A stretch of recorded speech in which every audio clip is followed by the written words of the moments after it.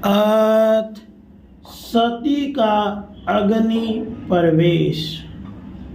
श्री मैत्रेय जी कहते हैं, जिन्होंने प्रीतिवश उन्हें अपना आधा अंग तक दे दिया था, उन सत्पुरुषों के प्रिय भगवान शंकर को भी छोड़कर वे लंबी लंबी सांस लेती हुई अपने माता पिता के घर चल दी।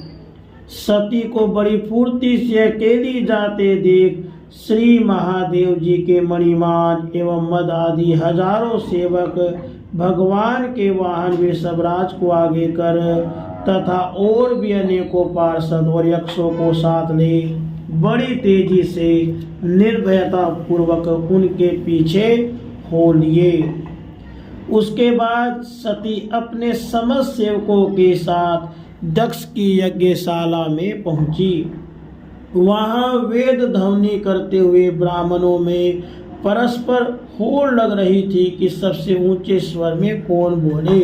सब और ब्रह्मर्षि और देवता विराजमान थे तथा जहां तहां मिट्टी, काठ, लोहे, सोने, डाब और चरण के पात्र रखे हुए थे। वहां पहुंचने पर पिता के द्वारा सती की अवहेलना हुई। यह देख यज्ञकर्ता दक्ष के भय से सती की माता और बहनों के सिवा किसी मनुष्य ने उनका कुछ भी आदर सत्कार नहीं किया। अवश्य ही उनकी माता और बहिनें बहुत प्रसन्न हुई और प्रेम से गदगद होकर उन्होंने सती जी को आदर पूर्वक गले लगाया। किंतु सती जी ने अपने पिता से अपमानित होने कारण बहनों के कुशल प्रसन्न सहित प्रेम पूर्ण वार्तालाप तथा माता मौसियों के सम्मान पूर्वक दिए हुए उपहार और सुंदर आसन आदि को स्वीकार नहीं किया। सर्वलोकेश्वरी देवी सती का यज्ञ मंडप में तो अनादर हुआ ही था, उन्होंने यह भी देखा कि उस यज्ञ में भगवान शंकर के लिए कोई भाग नहीं दिया गया है और पिता दक्ष उनका बड़ा अपमान कर रहा है। इससे उन्हें बड़ा क्रोध हुआ। ऐसा जान पड़ता था मानो वे अपने रोष से संपूर्ण लोगों को भस्म कर देंगे। दक्ष को कर्म मार्ग के अभ्यास से बहुत घमंड हो गया था। उसे शिव जी से द्वेष करते देख जब सती के साथ आए हुए भूत उसे मारने को तैयार हुए तो देवी सती ने उन्हें अपने तेज से रोक दिया। श्री मैत्रेय जी कहते हैं, काम आदि शत्रु को जीतने वाले विदुर जी उस यज्ञ मंडप में दक्ष से इस प्रकार कह देवी सती मौन होकर उत्तर दिशा में भूमि पर बैठ गई।